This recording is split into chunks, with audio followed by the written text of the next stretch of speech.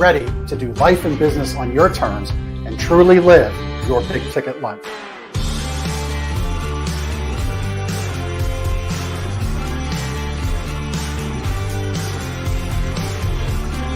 You either make excuses or you choose to level up.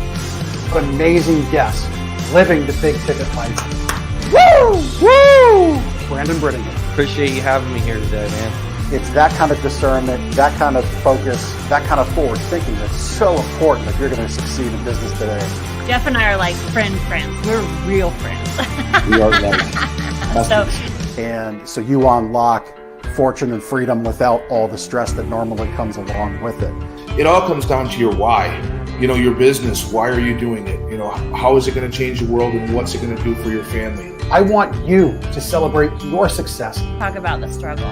But I promise you, the story is in your struggle. They'll never be able to say that about me because people only see me working hard at anything that I'm doing whenever they see me. Focused on your success and the success of those around you. But being that constant in your community, good or bad, whether things are great in the community, bad in the community, who's steady? Unapologetically do business and life on your terms and truly live your big ticket life. What amazing guests living the big ticket life.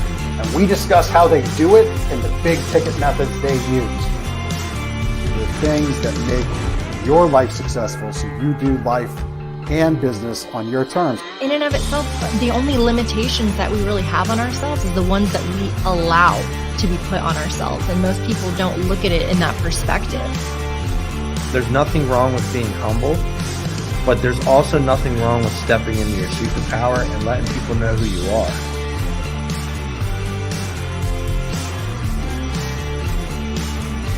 Get ready to do life and business on your terms and truly live your big ticket life.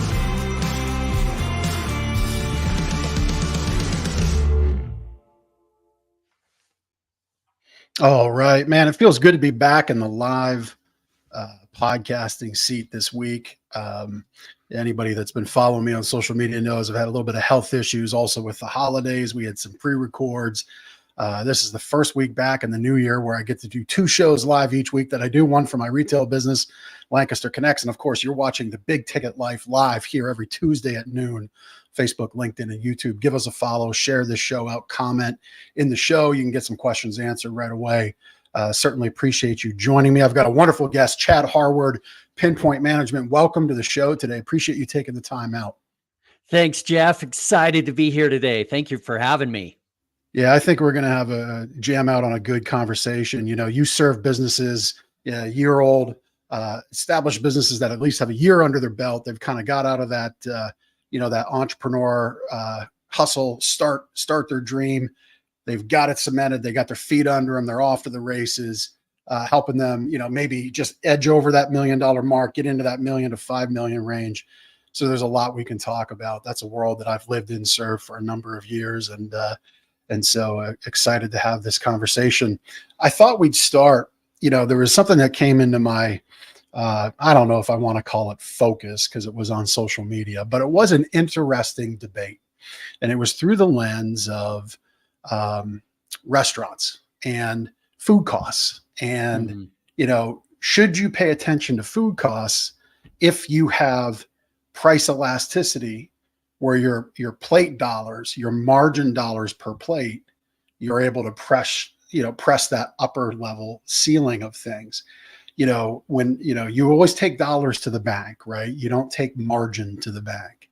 Mm-hmm. And I think that's something a lot of folks need to first understand. But, without biasing it with any more of my commentary, just with that what I've shared, let's have you kind of weigh in. Does it really matter, or are there other circumstances in which you can make up for that higher food cost? Yeah, great question. So, cost of goods sold are always a critical key if you got to know your math, which is a big point I wanted to really drive in today. Is the only math that really matters in business is your own math, which is where do I make maximum profit? We're not in business. We don't take this risk and this not only financial overhead, but emotional overhead to just pay bills. even to hire people, it's to make profit. And it often starts with, how well do I know those costs? And we've all seen, I work in multiple industries, construction, we've had supply chain issues. And now that looks like it's going to be, continue on and affect other industries like the restaurant industry. We have to know and factor all that in. And at the end of the day, I've got to be super aware of where my real costs are. And then I've got to be nimble, be able to pivot, knowing the only constant in business and life is change. And we've had tons of curveballs over the last 3-4 years between pandemics and inflation and recession. And I can't find enough help. And it's just, a myriad of things. So to your point, yeah, I think number one, know what my real costs are. So I'm not getting my margin chipped away as things, incrementally start ticking up, maximizing profit. So, I tell my clients, if you're getting 10 out of 10, bids, for example, or we're not getting any no's, then we probably need to raise prices, because we're probably leaving money on the table. So that would be the other side of that coin, I think. Yeah. Yeah. And to kind of close the loop on that example, and it's like, Chad, you're not in the restaurant business. You're in the business of helping business owners achieve their dreams. And you do that really focusing on data. I love how you said, your math is your math, and know it. I think that is one of the first big takeaways from our time today. That is so, so important. It's interesting because part of that same conversation, and these were two Facebook friends that started, battling it out on social media, which is never productive, but it was an appropriate lesson. And I think a lot of people who looked and chimed in and maybe paid attention, hopefully learned something. To me, I threw in a comment of, well, where it went is, yeah, but your margin on a $16 chicken sandwich versus a $58 steak plate is so much better margin wise. But again, margin doesn't go to the bank. And moreover, I don't know that somebody going for a $58 steak plate even cares about a chicken sandwich. Right. And in what place, if any, might it even have on the menu? And I think that was also an almost as appropriate lesson of know the audience, right? Like, know who you serve. And you touched on that with, if you're just flying through getting those yeses, yeah, test that elasticity of pricing and offering. And what is that ceiling? Maybe you think you're at it, but you're not your customer, right? Right. And you just have to have your finger on the pulse of that. Then it's really important, I think, that you build the model that works for you. Too many times, and I've fallen victim to this. Oh, I could do, websites. We could get off into these ancillary areas. And in the end, we start watering down and getting so far off the beaten path of where we make the most money with the least amount of effort. Sticking with your restaurant theme, I like In-N-Out Burger, for example. You got 3 choices. If you want one of these 3, this is the place for you. If you want anything else off that menu, you probably are in the wrong place. And they do a killer business because they can simplify their model. I didn't even know they had 2 other choices. I just thought it was a cheeseburger with fries, animal style, right? Like, I just thought that's what it was. Exactly.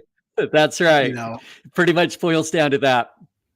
Yeah. It's interesting. You brought up the construction example. I had someone who manufactured their own decking. And I said to them, we're in this moment in time. It really exploded in the last few years, but leading up to it, and this is when the conversation happened, I think it was like 16 or 17. I said, we're in this moment of like the she shed and the man cave and these defined spaces for, spouses at home. And I said, you make this decking, what's it cost to put in color into the decking? Like color as in sports team colors. Oh, it's minimal.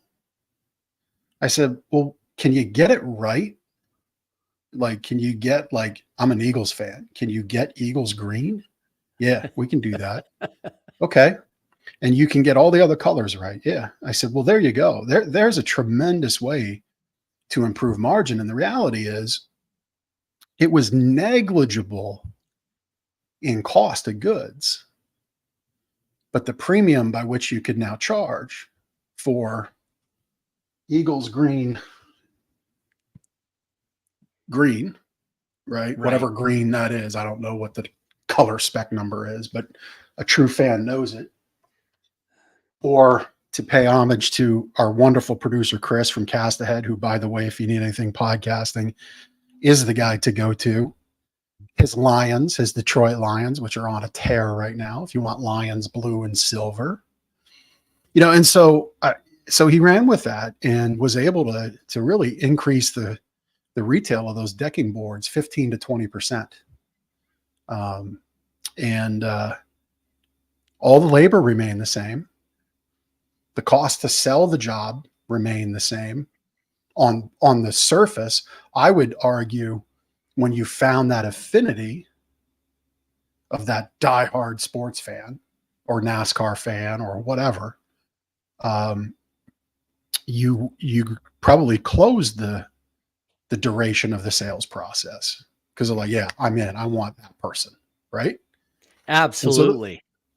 So those, let's maybe talk about those intangibles in business that don't necessarily show up on the balance sheet, like things that are special that business owners can do to connect and create that affinity. What are some things you do?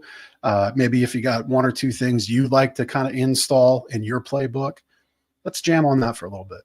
Yeah, absolutely.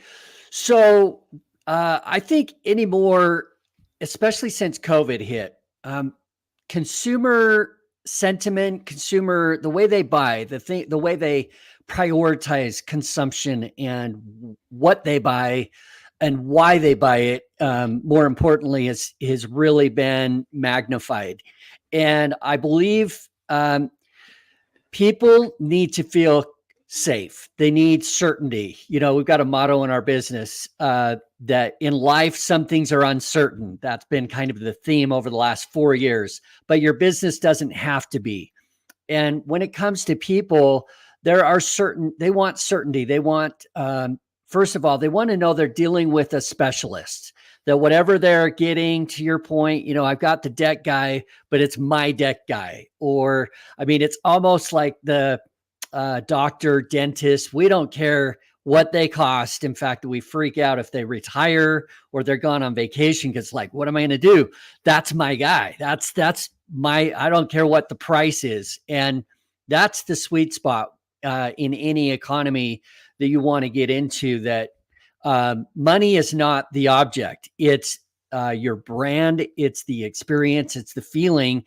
And so having, first of all, somebody that I know from your branding standpoint, that's why this simplicity is so key. To own 100% of a small niche is better than owning a tiny bit of a giant pie.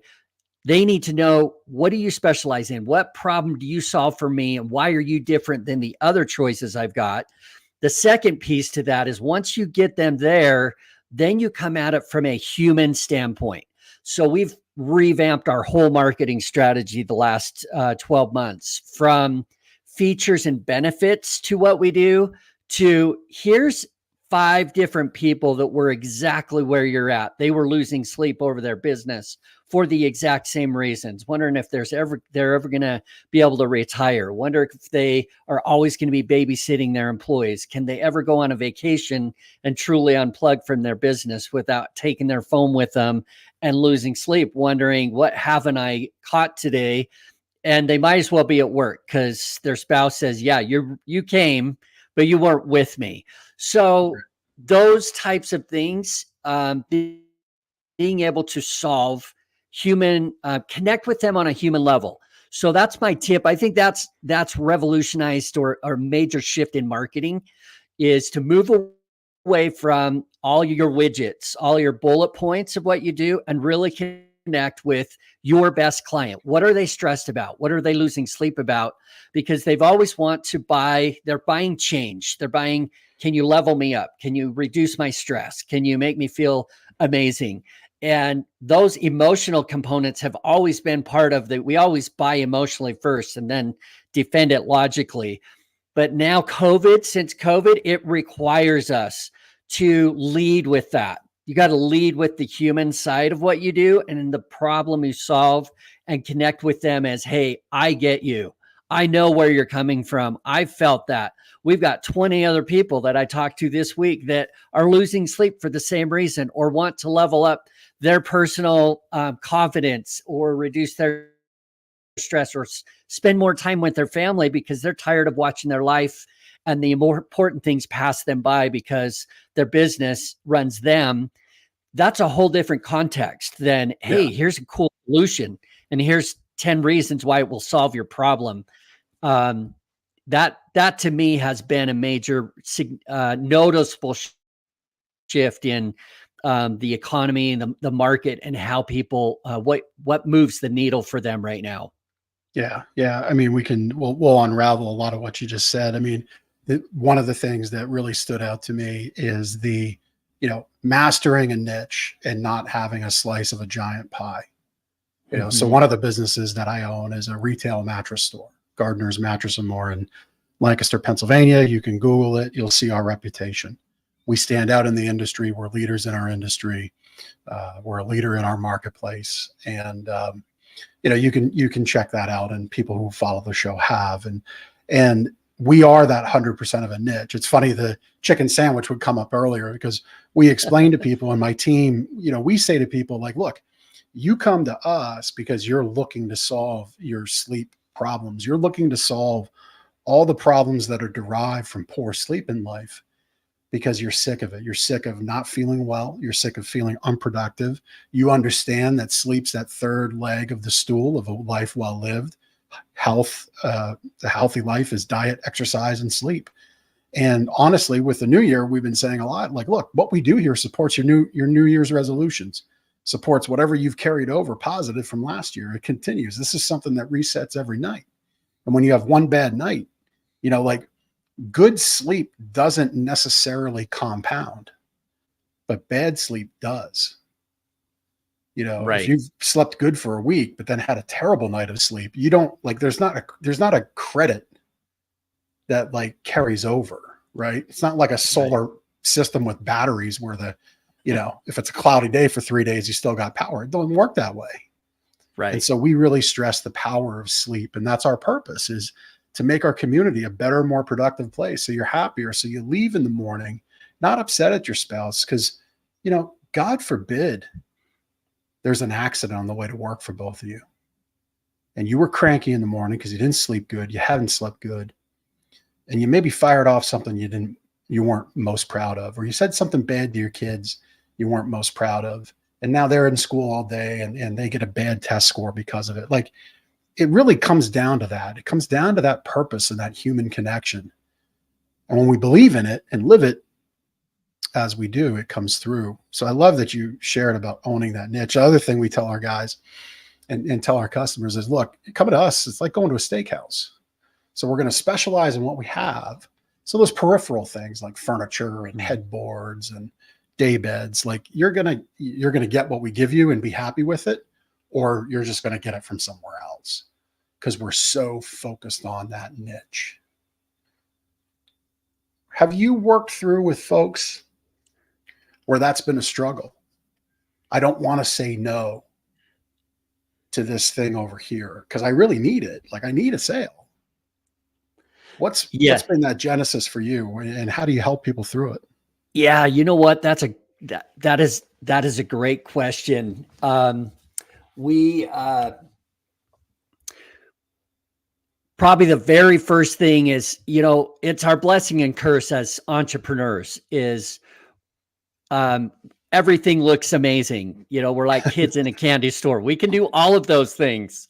And probably my biggest, it always happens on the front end, and then we keep having to rein our clients back in along the way. Because even as we start making money at the flagship, then it's like the first thing they want to do is, hey, what about this other business? I think I could open a fitness club, and that sounds fun. And we got, staying reined in. even within your own business. So it is tough to say no to people. It is tough to say no to, man, I've got a job with, for example, with my contractor clients, they just are trying to keep their guys busy. That's forefront in their mind, instead of, we need to make money. We need to make profit. And as business owners, regardless of what line of business you're in, not all of your customers are created equal. You make more money off of certain types of jobs, certain types of clients.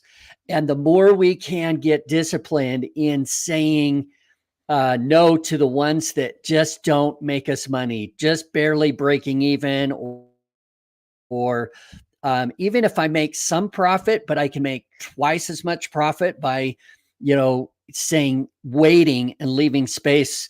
I use a analogy of a bus in my business trainings. When we decide to commit to owning our own business instead of having a job, we get our own shiny bus. And on the bus, there's a limited number of seats. Some of those seats are for your staff to support you in fulfillment. Some of the seats, limited number, are for your customers. There's a certain limit that we can service within a day, week, month, year. And there's one seat on the bus for the driver. And as the business owner, that's our seat. And we can't delegate that because it's our bus. And we got two jobs. One is to identify where the bus is going. And it's right on the front of the bus, telling everyone that's coming on to support us, whether they're customers or staff, here's what we're about. Here's where we're headed and why we're going there. And so when it comes to filling seats of customers on your bus, again, there is a limited number of seats. We don't have infinite amount of time or energy to service everybody and say yes to everybody. In fact, we don't want everybody. And when I ask business owners, they say, oh yeah, I don't want everybody. But the first opportunity that comes up that, hey, could you come and, hang a door for us for half what you'd normally make on the same hour of work, they go, oh, I guess, because we're not really busy. And so they do that very thing. And it shows up when we go to raise prices. I ask them, what's the first thing goes through your mind if I say you need to raise your prices 20% to make the profit that you need to exit your business in 5 years or less? And they go, well, then I'm going to lose my customers. And I do the math with them. We do a break-even index, and we do the math where you could lose 20% of your 10 to 20% of your current customers and still arrive on time, on budget, where you want to go, because you were disciplined to only letting the people on your bus that were willing to pay and able to pay the full ticket price to be on your bus. And then I say, and that means you've got a couple empty seats. Is it okay if you arrive at your destination working 10 to 20% less and still hitting your nut in 5 years or less? Is it okay to work less and make more money? And they all go, oh yeah, I guess that's the objective, is not spin the wheel as fast as I can, but actually I just need to hit my number. And I'd rather do that sooner than later. We don't know how much time we're going to have. We don't have unlimited amounts. The whole piece of being disciplined to only do the jobs that work for you first, not, well, I'll say yes to them and I'll try to morph my business into somehow scraping together the profit I need. It not only does it, and then how do you feel about that job every time you go on, you service that customer, you're working on that project? If it's half of what you should be making, we all know how we feel about that job the whole time. It's like, why did I say yes to them? So and often, it's a ripple effect. Yeah. And often, so the few things, 2 points I want to kind of pull out of what you just shared, which again has been great. So thank you for sharing your wisdom with our watchers and listeners on the show. there's actually three things I want to circle back on what you shared. So that, that price shopper, you often see it, social media marketplaces, community pages. Hey, looking for a reasonable blank. I've checked around, and so I'm aware of, and they might list off 2-3 places, which is basically code for I've gotten their quotes and they're too expensive for me. Right. Right. Not every time. I rarely, I shouldn't say rarely. I try to not speak in absolutes, because that's not necessarily fair. I can't possibly know every situation, but most of the time that's the case.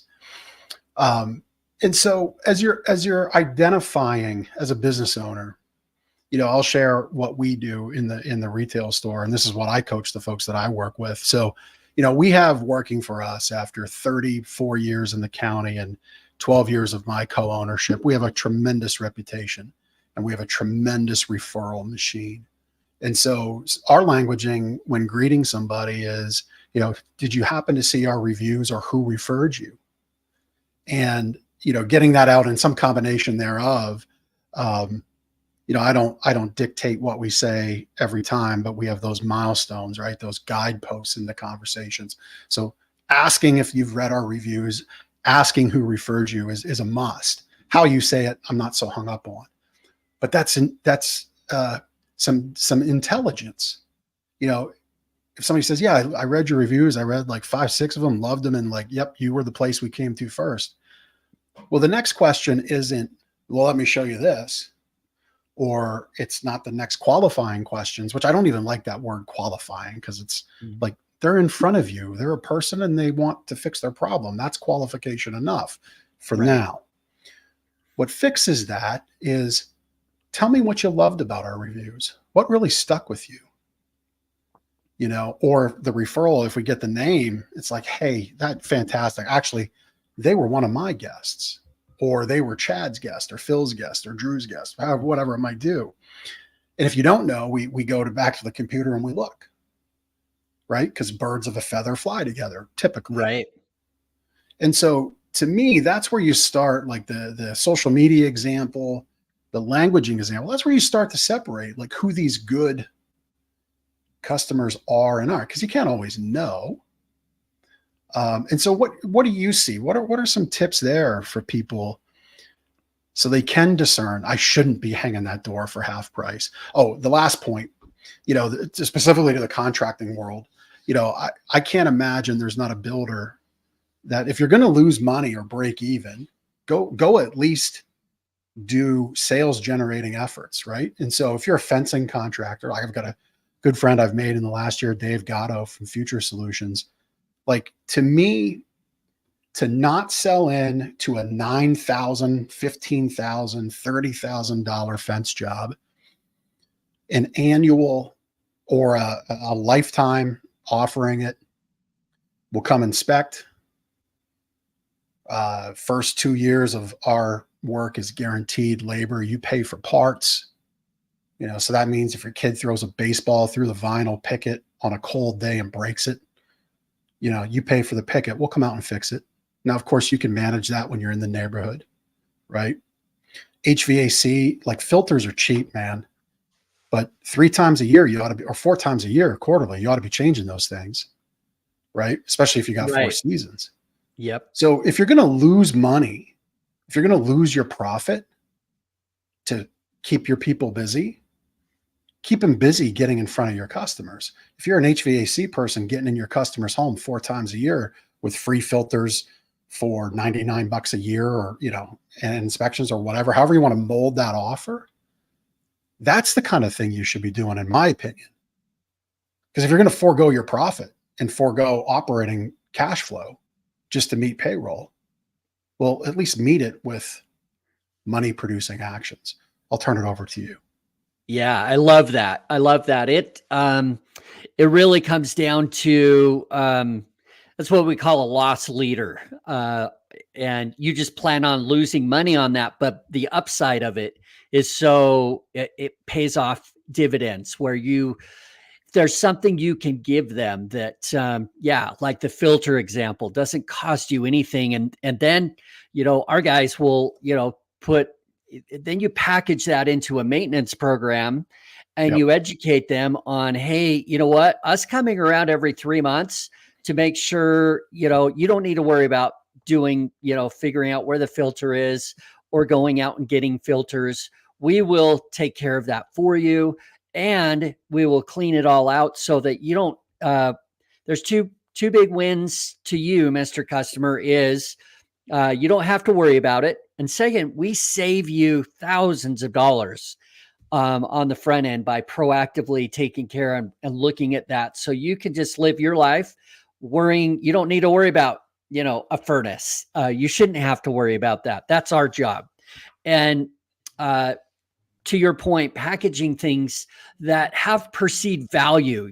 I use examples of vehicles that cost $120,000 or a vehicle that costs $10,000. Both of them will get you from point A to point B, but somehow there's perceived value difference to the tune of $110,000 that has nothing to do with driving the car from point A to point B, obviously. And somebody's willing to drop that, on the table because it's largely emotional. If I feel different in the $120,000 car than I do the $10,000. And you know what? That can often be enough. That's the only reason we're all very loyal to our brands, even $2 tubes of toothpaste, because we're sure that what's in our toothpaste makes my teeth whiter than the other brand. Even though if you look at ingredients, they've all got the exact same ingredients. It's just packaging and my brand loyalty. So you can use that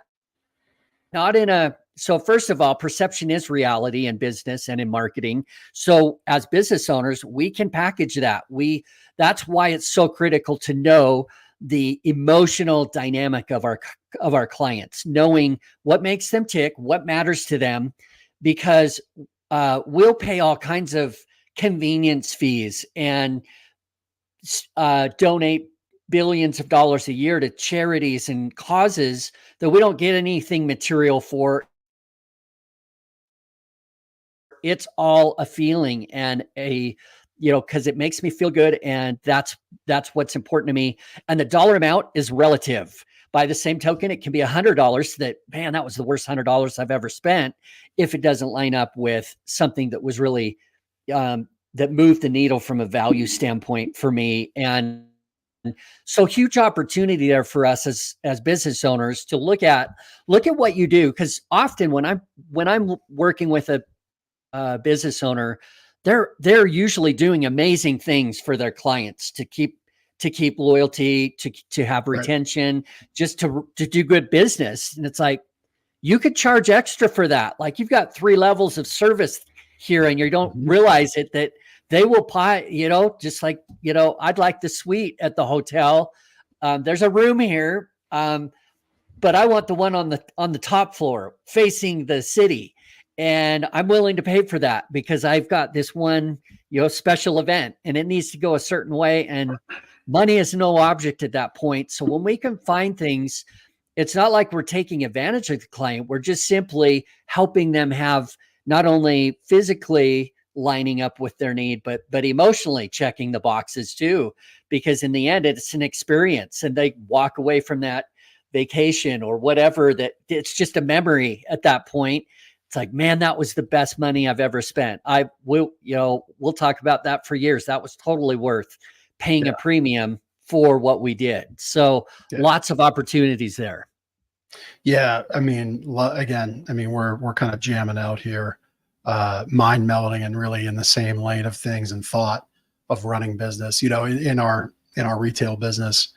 Experience is everything, like the folks that I counsel specifically in that industry, I say, look, if you're going to compete on price, if that's your value prop, you can try. You are up against some incredible competition. Amazon, Walmart, club stores. I mean, even Costco shopping at Costco is at least an experience. You go around and you get the little food samples as you go around, and then you get your $1.50 hot dog. And it's a little experience in and of itself. You want to compete with that. I see retailers now, and it's expensive. I know it's expensive. We're going through it right now. My business partner today is on the delivery truck today because we had to let go of our lead delivery driver. Just was no longer congruent with our culture.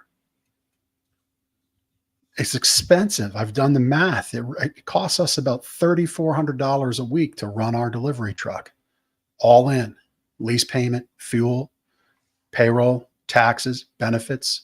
So I know the math. And so, I mean, we offset that by charging for delivery, but not every week do we cover that. And so everything that our customers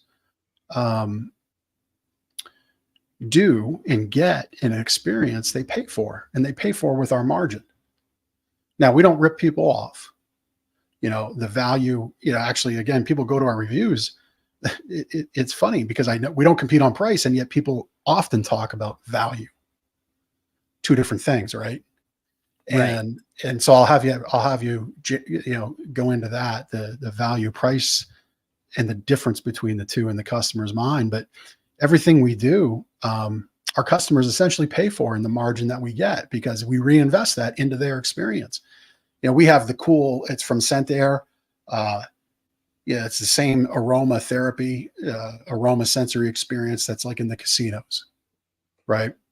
We have that. We've got music that we've actually licensed, which anybody playing music in a brick and mortar establishment really ought to be checking this out, because as the music industry continues to turn and that world turns, they're looking for every dime they possibly can get. So if you're just playing Spotify through your phone in your commercial business without a proper license, that is a blind spot if you're not aware of it.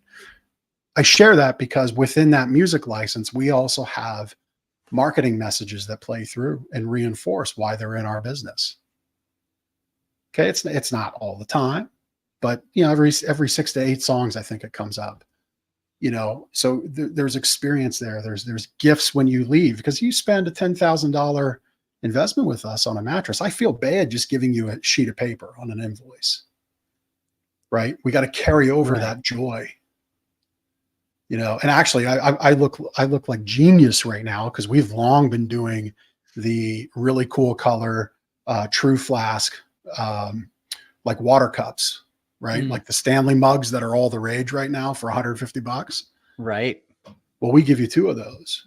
So like right now, the value of that, and customers have been saying it as of late, they're like, wow, this is fantastic. I was going to go buy one of these. I can give this to my kid and save $150. And so everything we do, essentially our guests, they do invest in, but we give it back. There's gifts after the sale. We give it back. And that's that difference of value and price. So again, as we look to wrap up, I know you have an event coming up. So let's talk about value and price, and then let's talk about your event in April coming up and what people will get out of that. Absolutely. Yeah. So value price, man, that's where the rubber meets the road on how successful we are financially and how much we can attract and retain the people on our bus that they're excited about doing business with us versus the myriad of choices out there. And the real difference is when you look at value, it really boils down to knowing what are people emotionally willing and willing to pay for. What problem do we solve? How do we make them feel?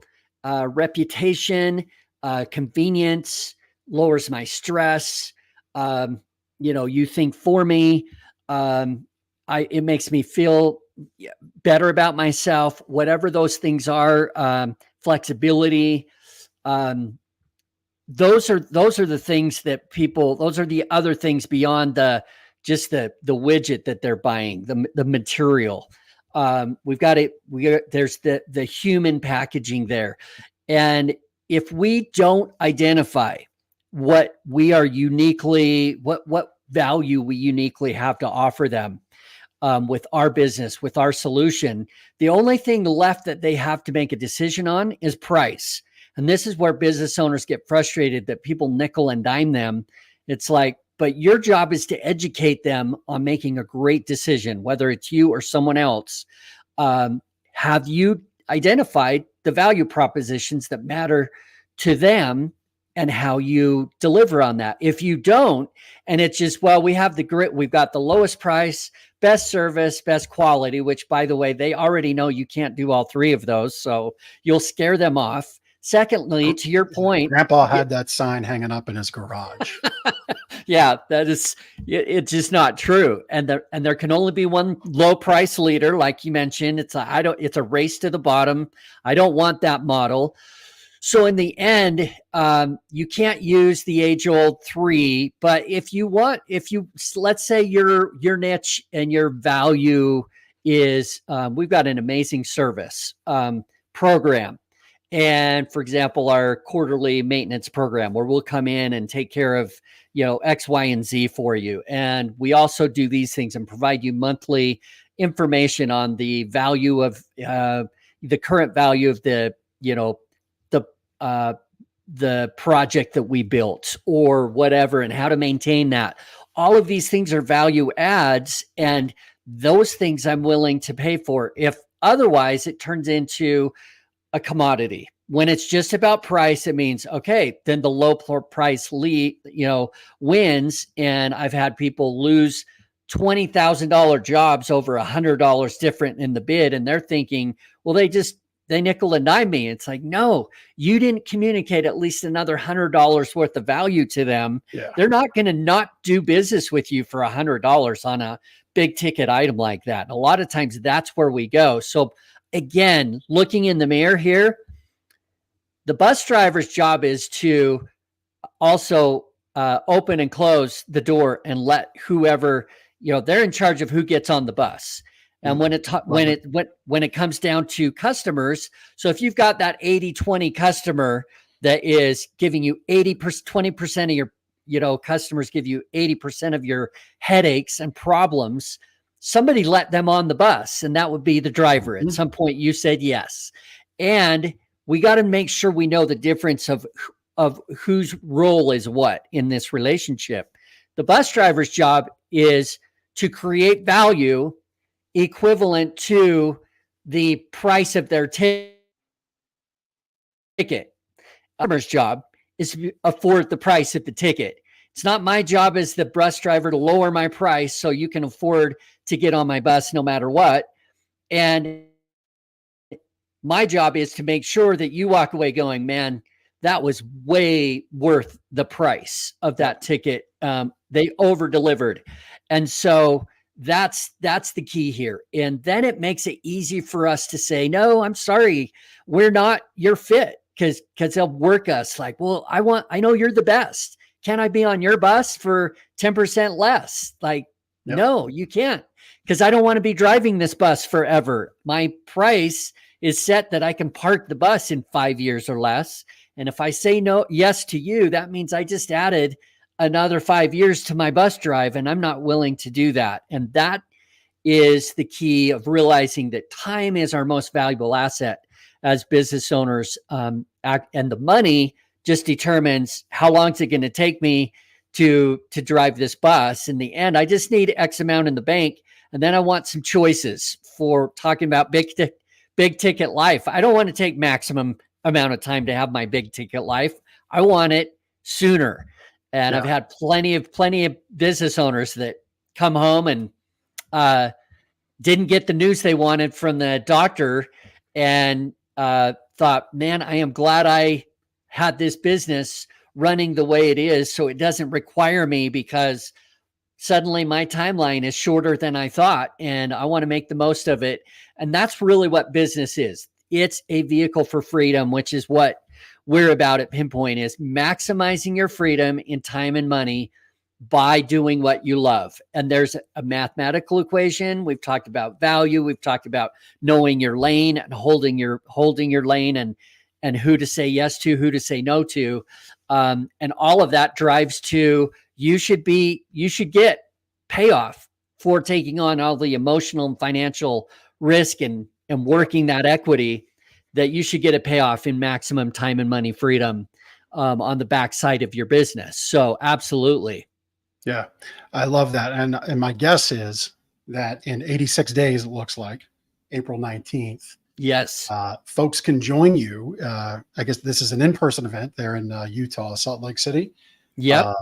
They can join you for this event and, gain exposure and invest in themselves, right? That's the thing. I mean, businesses who are doing 5 million didn't get there solely because they got all the answers on when to open the door and close the door on the bus.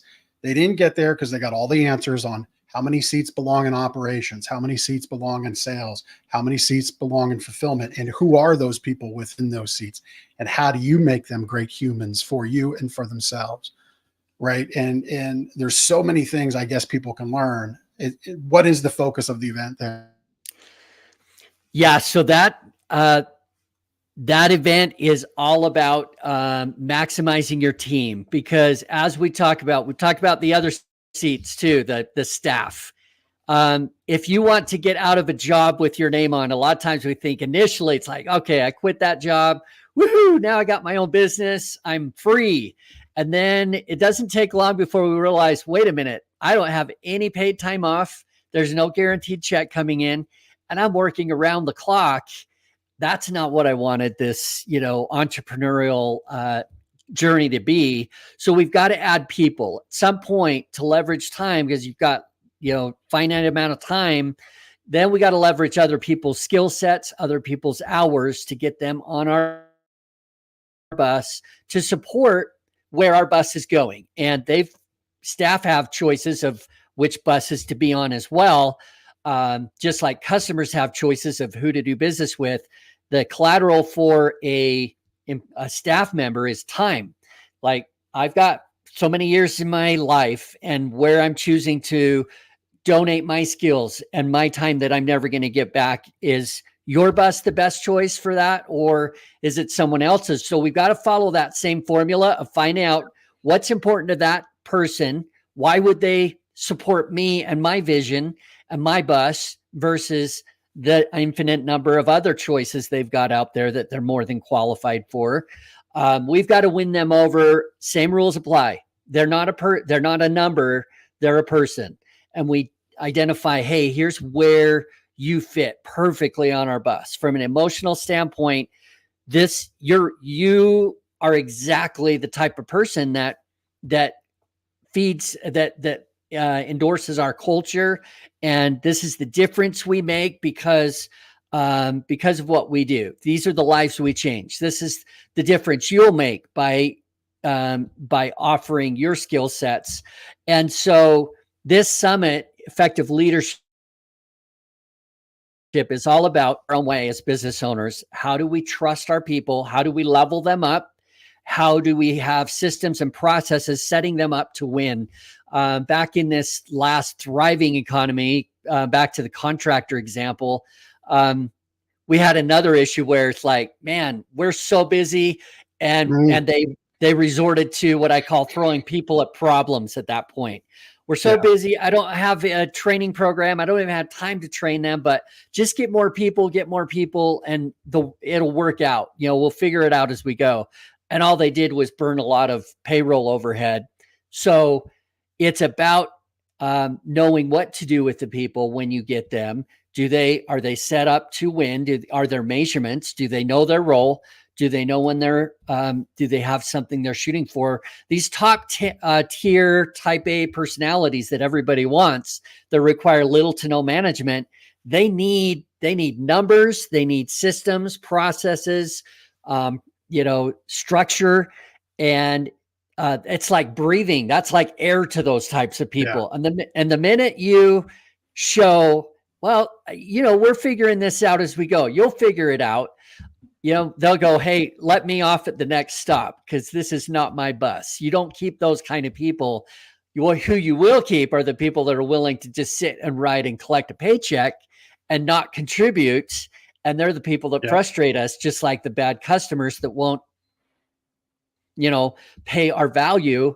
It's like, we're actually endorsing the very people on our teams that we don't want, because we don't have the structure, the measurements, the systems and process, and the expectations in a way, and supporting them with good communication and resources and training to set them up to win. They don't get on buses that, man, I hope I can flame out at this job and this will be a bad experience for me.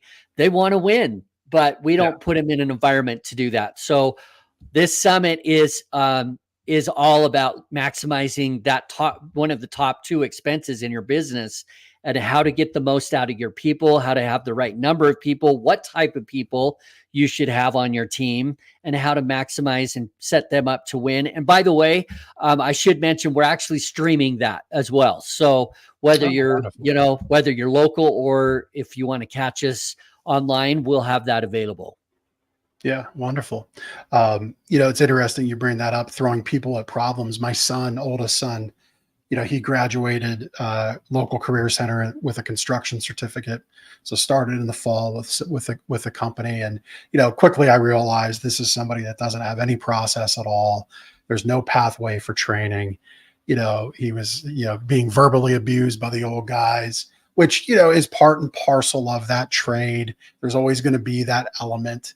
It doesn't make it right. It just makes it what it is. And so we would talk about his day, talk about his week, what's ahead. And, I said, well, look, it's obvious there isn't a process in place. And so, what you need to be is value added, because you're going to have to find a way to struggle through what you don't know yet, which isn't your fault. You're brand new, Right. And so he started looking to YouTube because he would understand the jobs ahead, and he'd start looking at videos. And the final straw for him was there was a wood flooring install.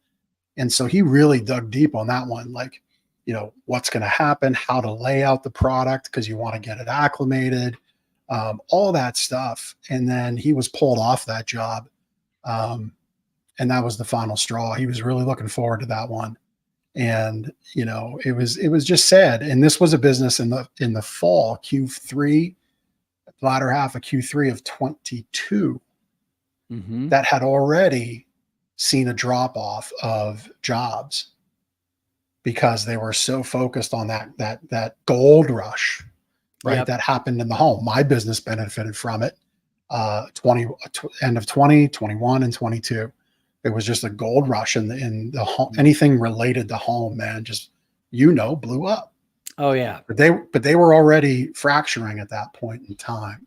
And I never like to see businesses struggle. And it was a learning lesson. And it's proven good for my son. And I hope that business learned. But yeah, throwing people at problems is just not a good thing. Anecdotally, as we look to wrap up, we had to let go of our lead delivery driver, and it was really unfortunate because we've exemplified a company that invests in people and growing people. We helped an employee last year, a 3-month transition. They wanted to move upstate New York and be with their college age kids that since graduated and be closer to them and the lives that they established up there. And we worked through a 3-month transition. And when that person left us, we were so appreciative and sent them on their way with a nice new king size mattress as a way of saying thank you. And so that was seen, and we let everybody know. And then this person decides, I'm going to go get a trade certificate at night school. And I'm going to tell my boss, my wife's taking a part-time job. And I really looked at myself like, as a leader, what did I do to create that? And, there were so many other examples of pouring into people that we do. And then it was validated yesterday that sometimes you do just have bad people, and you as a leader need to recognize that. Mm-hmm. And it was validated yesterday when one of my other lead guys says, you know what, Jeff, my goal around here is to be your operations manager someday. And I'm going to make it so you can't deny me that. I'm like, challenge accepted. Let's do it. Awesome. And so sometimes there just are those bad apples, and you didn't grow them, but you got to pull them out. Mm. And your event will help with that and so many other things. So April 19th, they're on your website, ppmanagement.com/events, I believe is where you go directly. We have it on the screen, and there it is. And We just said it, ppmanagement.com/event. That would be the place to go. Looks like you're offering a discount right now, so that's fantastic. You can attend it anywhere in the world. So please do check out Chad's event there on April 19th. Chad, any parting words for you as we look to wrap up our time? Yeah, I just sympathize with any entrepreneurs out there that are frustrated, no matter where we're at. We work with business owners who are $1 million companies and $20 million companies and everywhere in between, owner operator, 50 employees. It can be tough. It can be super frustrating. It's always a moving target, as we've all realized, especially recently in running a business, and just the moving target. So, I would, additionally, if you would like some additional, just an outside look, sometimes it's helpful. Schedule, I'll give you my calendar, schedule some time with me, and I'll give you a straight scoop on what I see. If I were driving your bus, just go to chatswithpinpoint.com. And we're just here to help business owners maximize their freedom. Whether we're the solution or we give them that, that's what I've been. That's why I can't, why I keep running into that, wall over and over again. And it's tricky. I've experienced these glass ceilings in my business. As you grow and you get what you want, and then it's the classic, what got me here won't get me there. And shifting, if you remember the monkey bars in grade school, you want to get to the other side, but you can't do it in one swing. There's multiple bars in between. Yep. And I believe that's what growing a business is like. You need to know, okay, I know I want to be out of this in 5 years or have this lifestyle, this much in the bank, but there's a lot of steps between now and then. That, a $5 million company is much different than a $1 million company. And likewise, the further up you go. So then it's a matter of, okay, what's my next rung? What should my prices be? We'll outgrow the customers today that make sense, tomorrow. And we need to know what those levels are incrementally, including our team. Our business often will outgrow the skill set of your current team. So those people on the bus, you need to realize, that's why that door opens and closes every block, because every year, every cycle, season, okay, looks like we need to, we got a new team coming off the bench to get us to the next level. So number one, knowing, what those incremental, measurable jumps are. And two, if you're having a difficulty deciding, okay, well, who is my best customer? What do they value? What is the next most important thing for me to level up in my business so I get past, my million? Often just getting an outside perspective and somebody that's not, emotionally attached to all the decisions, that can make all the difference. So happy to support your listeners any way we can. And just, again, super grateful for the opportunity, Jeff, to be out here. We're just very passionate about helping businesses as you are. And thanks for letting us be, part of what you've built, and super excited and willing to help anybody we can. Wonderful. And again, in case you missed it, chatwithpinpoint.com would be a place to go. And looks like you can get on a call with the team there. Chad, thank you so much. April 19th is your effective leadership event. It could be in person if you're able to get to Salt Lake City, Utah. If not, you can tune in just like this, stream it. You go to ppmanagement.com/event. Chad, thank you so much for taking the time here. I really appreciate you today. Thank you. Likewise. Thank you, Jeff. Appreciate it. You're welcome. Everybody else, thanks again for tuning in. Please subscribe to this show on whatever platform you're watching it, whether that's Facebook, LinkedIn, or YouTube, or on that podcast player. We're on all of them. That helps us so much with this show when we get it shared. We'd love for you to do that. And we'll see you next week on The Big Ticket Life. Take care. Thank you so much for taking the time to listen to this episode of The Big Ticket Life. You've heard from another amazing guest living their own big ticket life, and now it's time to live yours. First, I'd love for you to take me up on my free gift to you. Claim your gift at gift.thebigticketlife.live. That's gift gift.thebigticketlife.live. See, all your life you've been told what is and what isn't possible by the loudest voices from the cheapest seats. It's time to finally do life and business on your terms. Sure, you've heard similar things, but without clarity on what can be done, it's easy to have your customers, employees, maybe even partners, and your spouse keep you from truly living a big ticket life. My big ticket methods shift you into that investor seat in your business, away from commodity and away from competition, into a market of one, so you can finally live your own big ticket life. So my gift to you is for you to book your discovery call today, where we'll uncover first the Chivo behaviors, those chief everything officer behaviors that hold you back, and why moving into the investor seat in your own business is critical. 2, we'll uncover the premium position that's up for grabs right now in your market that you're missing out on. And 3, which big ticket methodologies are just waiting to be dropped into your business to explode your sales and profits. So again, thanks for listening to this episode. I'd love for you to take action right now. Accept this gift. Book your call. Go to gift.thebigticketlife.live. Again, that's gift.thebigticketlife.live.